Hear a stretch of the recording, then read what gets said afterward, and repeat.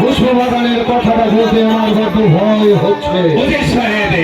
আমি আপনাকে অভয় দান করছি, আপনি নির্ভয়ে খুলে বলুন কার কথা সত্য হয়েছে, আমার কথা নাকি আমার বেগমের কথা? তাহলে শুনুন জনাব, আজ অনেকদিন যাবৎ আমি আপনার সেই দরবারে চাকরি করে আসি। আমি আপনার বান্দার বান্দা, গোলামের গোলাম। তাই তো আমি পুষ্পবাগানে যা দেখেছি ঠিক আমি তাই বলবো জনাব। আপনি কেবলমাত্র আপনার কথা হয়েছে সত্য, আর বেগম সাহেবের কথা হয়েছে মিথ্যা।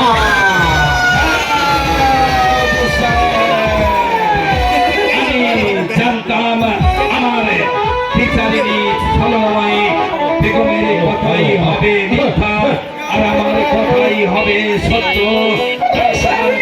নয়, আমার বেগমের প্রতিশ্রুতি অনুসারে এই মুহূর্তে জল্লাদকে রেখে জল্লাদের হাতে আমি আমার বেগমকে তুলে দিচ্ছি।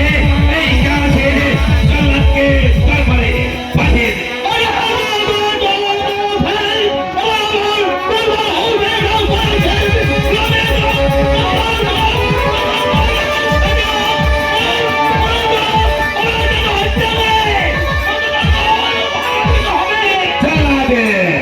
আর বিলম্ব না করে আমার আদেশে মোতাবেক এই মুহূর্তে তুমি তোমার মেয়েদেরকে শৃঙ্খলিত করে নিয়ে যাও।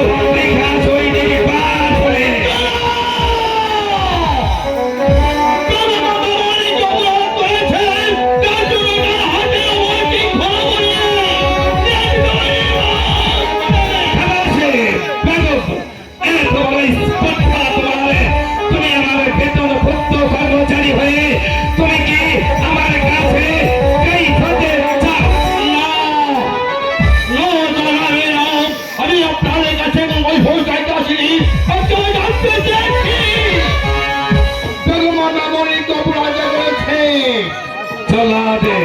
কান পেতে ভালো করে শুনে রাখো। আমি আমার বেগমকে পাশে নিয়ে আমার ছেলে কোটার উপরে বসে মন আনন্দে পাশা খেলতেছিলাম। হঠাৎ করে মনের কৌতূহলে আমি আমার বেগমকে জিজ্ঞাসা করলাম, বলো তো বেগম, আমাদের ওই পুষ্পের বাগান হতে এই পুষ্পের বাগানে কিসের ছানা প্রবেশ করেছে? আমার বেগম বলেছে একটি সিগাল ছানা, আর আমি বলেছি একটি এদিন ছানা। এটা নিয়ে আমাদের দুজনের মধ্যে অনেক তর্ক বিতর্ক হয়। শেষ পর্যন্ত আমরা দুজন অঙ্গীকার নামায় স্বাক্ষর করেছি। আমি আমার বেগমকে কথা দিয়েছি, বেগম যদি তোমার কথা সত্য হয় আর আমার কথা মিথ্যা হয়, তাহলে আমি আমার বাচ্চাই ছেড়ে দিয়ে হয়ে যাব ফিকে, আমি হয়ে যাব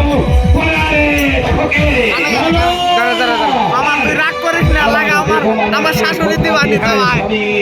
আপনার কথা যদি সত্য হয় আর আমার কথা যদি মিথ্যা হয়, তাহলে এই বাচ্চায় পোশাক খুলে রেখে ছেঁড়াখানি তাঁত পরিধান করে আর খানি তাঁত বুকে নিয়ে পিস্তলা বন্ধন করে তুলে দেবেন জল্লাদের হাতে। আমি 12 বছরের জন্য চলে যাবই নির্বাসনে।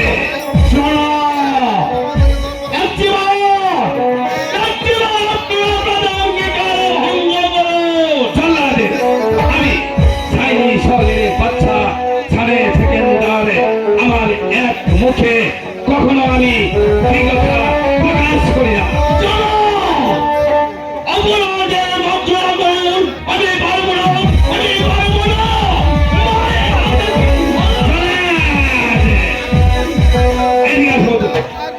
বলছে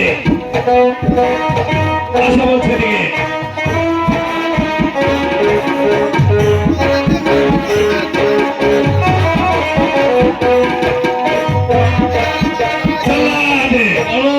তুমি জানো আমার আদেশ অমান্য করলে তার পরিণাম কত ভয়ঙ্কর হতে পারে। আপনার আদেশ অমান্য করে সে আমি হাসতে হাসতে বলবো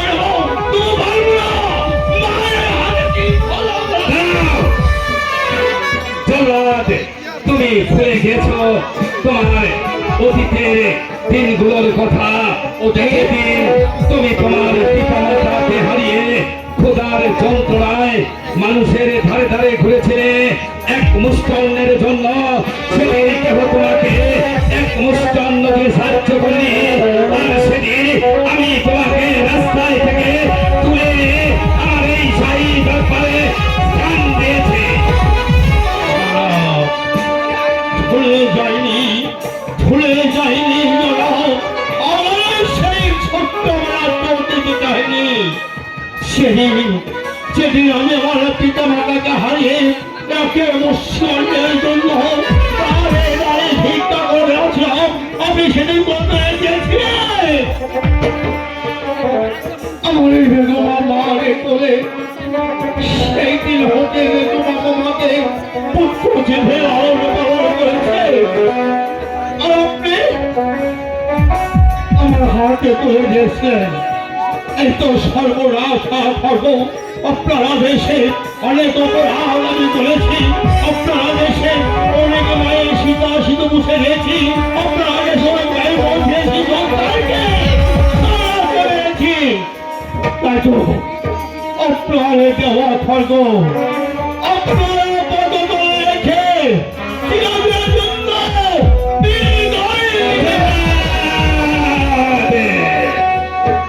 এগিয়ে এসো বলছে, এগিয়ে আসো। জল্লাদ,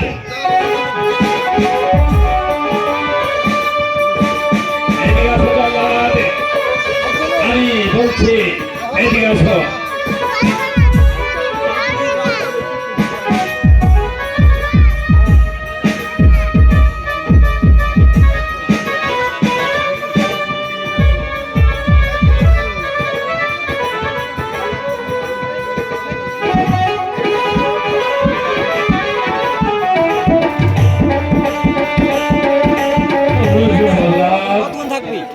আমি জানতাম না তুমি এত সুন্দর নীতি কথা জানো। তুমি কেন এই পৃথিবীর অনেকেই জানে, তাই তো কবি তার কবিতার